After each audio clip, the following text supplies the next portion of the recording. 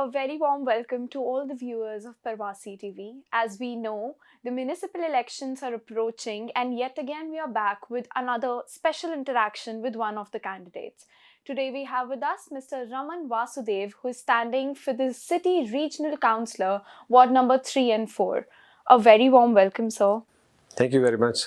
तो स्टार्ट करने से पहले थोड़ा सा हमें अपने बारे में बताओ।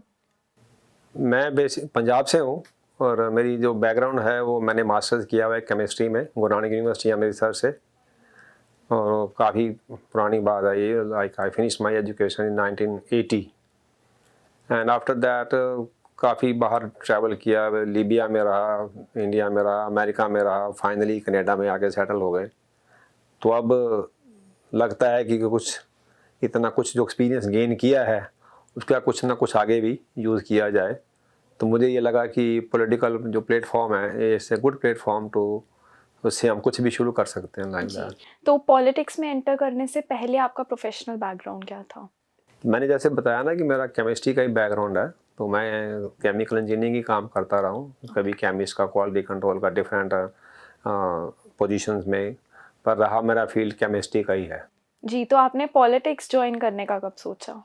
पॉलिटिक्स का मैं सोशली काफ़ी एक्टिव हूँ वैसे डिफरेंट ग्रुप्स के अंदर। जैसे हमारे ब्रैम्पटन हिमालय लायंस क्लब है, उसका मैं प्रेसिडेंट हूँ। हमारे अखंड भारतीय क्लब कनाडा है, उससे मैं एसोसिएटेड हूँ काफ़ी सालों से। तो उसके थ्रू काफ़ी हम मेडिकल कैंप्स लगाते हैं या डेंटल कैंप लगाते हैं, फ्री सेवा जैसे करते हैं। अभी जैसे कोविड था तो कोविड में लोगों को काफ़ी परेशानी थी, तो हमने काफ़ी अमाउंट में सैनिटाइज़र खरीद के फ्री में लोगों को बांटा। तो उससे लोगों में मतलब ये ऐसा नहीं है कि हमें कोई गेन चाहते हैं उसके लिए, that was just done because it was required by the day. जी, तो जैसे आपने मेंशन करा कि आप इतनी कंट्रीज में रहे हो, तो ब्रैम्पटन में रहते हुए आपको कितने साल हो गए? मैं ब्रैम्पटन में पिछले 17 साल से हूँ। जी, तो 17 साल में ऐसे कौन से इश्यूज हैं जो आप फेस कर रहे हो, और क्या वो issues present regional councillor state कर रहे हैं उनको, and are they working on it? They did some of them but not in the right way. Like जैसे सड़कों में बाइक लेन बना दिया। अब ब्रैम्पटन में कारें इतनी बढ़ गई हैं कि बजाय रोड बढ़ाने के वो जो ऑलरेडी लेन्स बनी है उन्हीं को नैरो कर रहे हैं। उनमें से 2 लेन बनी है तो एक को बाइक लेन कर दिया। अब कार वाले के पास तो जो चॉइस ज़्यादा होनी चाहिए वो तो कम हो गई। तो अगर थोड़ा सा इसको किसी से डिस्कस करके करते हैं तो जो हमारी साइड लेन्स हैं या साइड वॉक लेन्स हैं उनमें से कुछ पार्ट तो बाइक लेन में यूज़ कर सकते हैं, क्योंकि सारा साल तो बाइक चलती नहीं है। मुश्किल से मुश्किल आप लगाओ सारे साल में तो 4 महीने बाइक चलती हैं। लेकिन यहाँ आप सड़कों पर जाके देखो तो पहले 2 लेन थी, अभी की लेन है क्योंकि एक बाइक लेन कर दी हुई इन्होंने। तो कुछ चीज़ें ऐसी होती है, मतलब माइनर थिंग, लेकिन लोगों को में काफ़ी इसका गुस्सा भी है और इफेक्ट भी करती है डे टू डे जो हमारा ट्रैवलिंग टाइम रहता है। जी, तो अब आप जैसे regional counsellor ward number 3 and 4 के लिए एज अ कैंडिडेट आप फाइट कर रहे हो, तो वो कौन से की इश्यूज हैं ब्रैम्पटन में और आपके स्पेसिफिक इस रीजन में जो आप स्टेट करोगे? सबसे पहले तो सिक्योरिटी का रीज़न। आजकल आपने देखा होगा कि इतनी मार कुटाई हो रही है बिना किसी बात के, जो हमने ब्रैम्पटन कभी सुनी भी नहीं थी, और आजकल ब्रैम्पटन नंबर 1 हो गया हुआ है। तो उसके लिए तो बहुत ज़रूरी है हमें करना कुछ ना कुछ, और उसका बाय लॉ ही कुछ कर सकते हैं और पुलिस भी कुछ कर सकती है, लेकिन पुलिस तो हर जगह होती नहीं हर बार। तो कोई ना कोई ऐसे ही लोकल कम्युनिटी को लेके ही उनको कहना पड़ेगा कि हम या आपस में अलर्ट रहें ताकि कोई ऐसा इंसिडेंट ना होने दें। ये नहीं कि हम पुलिस की वेट करते हैं, पुलिस आकर रोकेगी उनको, हम जाके खुद भी उनको रोक सकते हैं भी ऐसा मत करें, ताकि पीसफुल जो इन्वायरमेंट है ब्रैम्पटन का वो बना रहे। और दूसरा ये जो पेडेस्ट्रियन जैसे चलते हैं, तो कई बार मैंने देखा कि पेडेस्ट्रियन अगर सड़क क्रॉस कर रहा है तो सेलफोन वो छोड़ता ही नहीं वो। तो एक सड़क को क्रॉस करने में लेस देन 10 सेकंड लगते हैं। अगर वो 10 सेकंड फ़ोन छोड़ दें तो अपनी लाइफ के कुछ रिस्पॉन्सिबल हो जाते हैं। उनको ये लगता है नहीं हमने तो सड़क पार करनी है, हमारी लाइफ तो कार वाले की रिस्पॉन्सिबिलिटी है, वही बचाएगा हमें।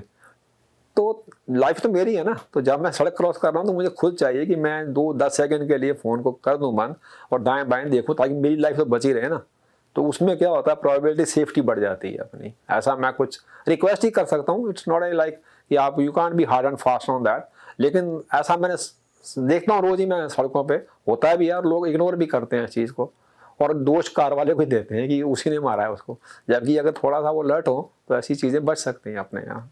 जी, तो क्या आपने डोर नॉकिंग करनी स्टार्ट करी है? मैंने डोर नॉकिंग शुरू कर दी है, और लोगों को ज़्यादातर गुस्सा ये है कि सबसे ज़्यादा जो पॉट शॉप्स हैं वो ब्रैम्पटन में खुली हैं। आज की डेट में 52 पॉट शॉप्स हैं ब्रैम्पटन के अंदर, और मिसिसागा में एक भी नहीं है। तो मैंने किसी से पूछा था, जो करंट काउंसिल वाले हैं, बोले ये तो प्रोविंस का इशू है। तो मैंने बोला अगर प्रोविंस का इशू है तो मिसिसागा में क्यों नहीं है भाई?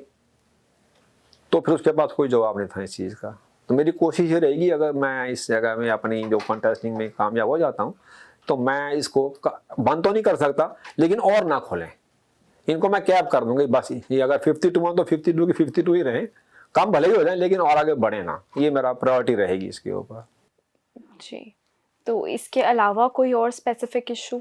तीसरा ये भी देखा मैंने कि पीछे कुछ काउंसलर में पार्ट में कुछ एक डेलीगेशन बाहर गया था टर्की, तो वहाँ अपने एक लेडी कैंडिडेट को, मैं नाम नहीं लेना चाहता किसी का, तो थोड़ा उनको फिजिकली हैरेसमेंट किया गया था।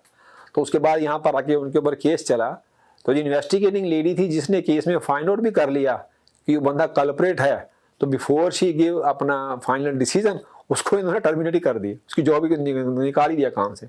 तो ऐसा नहीं होता ना, मतलब अगर एक बंदा काम कर रहा है तो उसके ऊपर कितने पैसे खर्चे हैं वो तो जब हिसाब लगेगा तभी लगेगा, लेकिन एज ऑफ टुडे काफ़ी अमाउंट उसमें से स्पेंड टैक्स पेयर का हो चुका है ऑलरेडी। जी, तो अब जैसे आपने मेंशन करा कि ब्रैम्पटन में क्राइम इतना इंक्रीज़ हो रहा है, एंड आपने बताया कि ये एक व्यूअर की या एक रेज़िडेंट की भी रिस्पॉन्सिबिलिटी है उसको रोकना, बट कहीं न कहीं ये गवर्नमेंट की भी रिस्पॉन्सिबिलिटी है कि वो पुलिस को उतनी पावर्स दें, वो उनको उतनी डेलीगेशंस दें कि वो उस चीज़ पे उसी टाइम एक्ट कर सकें। तो जैसे ब्रैम्पटन में क्राइम अभी इंक्रीज़ हो रहा है, तो उसको लेके आपका क्या कहना है? नहीं, मैं इस फेवर में तो पक्का हूँ कि पुलिस को तो ज़्यादा राइट्स होने ही चाहिए, और they should do right way जो भी करना है। लेकिन कहने का मतलब कई बार पुलिस वहाँ टाइम पर नहीं पहुँच जाती, तो कई बार जो लोकल सिविलियन हम लोग आसपास में होते हैं, तो पहली बात तो किसी के झगड़े में हमें जाना नहीं चाहिए कि हमें कोई नुकसान पहुँचा दे। लेकिन फिर भी कोशिश कर सकते हैं कि ये ना कि हम वेट करेंगे फलाना बंदा जो है दूसरा 911 कॉल करेगा, हम खुद भी कर सकते हैं इस तरीके से, और रिक्वेस्ट भी कर सकते हैं। इन द मीन टाइम कुछ ना कुछ लोगों को वहाँ इकट्ठा करके उस चीज़ को अगर रफा दफा करना चाहें तो कर सकते हैं मतलब, ताकि पुलिस को भी हेल्प हो जाएगी, बाकी अपनी सेफ्टी तो है ही है उसके साथ। जी, और इसके अलावा हमने अभी ये भी देखा कि फ्लडिंग हुई थी ब्रैम्पटन में, तो बहुत बेसमेंट्स ऐसे थे जो ओवर फ्लड हो गए थे। तो वो भी म्युनिसिपल गवर्नमेंट के अंडर ये प्रॉब्लम आती है, तो उसको लेके आपका क्या कहना है? उसके लिए तो ये है कि तकरीबन आप देखा जाए तो हर एक जो है घर यहाँ पर इंश्योर्ड रहता है, राइट। तो ये तो किसी के बस का है नहीं फ्लडिंग को कंट्रोल करना, जब हो गया तो it's natural kind of stuff. तो इंश्योरेंस कंपनी नॉर्मली उसका सारा टेक केयर कर लेती हैं। उसमें मैंने भी देखा, क्योंकि मैं बताना चाहता हूँ कि मैं अपनी केमिस्ट्री की जॉब के अलावा मेरे पास इंश्योरेंस का भी लाइसेंस है, मैं लाइफ इंश्योरेंस भी करता हूँ, तो मेरा डीलिंग रहती है लोगों से। तो उसमें काफ़ी लोगों को इंश्योरेंस से हेल्प हो जाती है, और वो ठीक है, उसके बाद खुश भी आएंगी जो इंश्योरेंस ने काम किया, अच्छा किया उसका। जी, कोई भी एक फाइनल मैसेज जो आप अपने वोटर्स को देना चाहोगे? वोटर्स के लिए यही रिक्वेस्ट है कि मुझे वोट दें और कामयाब करें, और मेरा तो स्लोगन यही है, with you for you always, and I will commit to it. जी, बहुत-बहुत शुक्रिया। This was our conversation with Mr. Raman Vasudev, who's standing for the Regional Councillor of Ward number 3 and 4. See you again in the next interaction.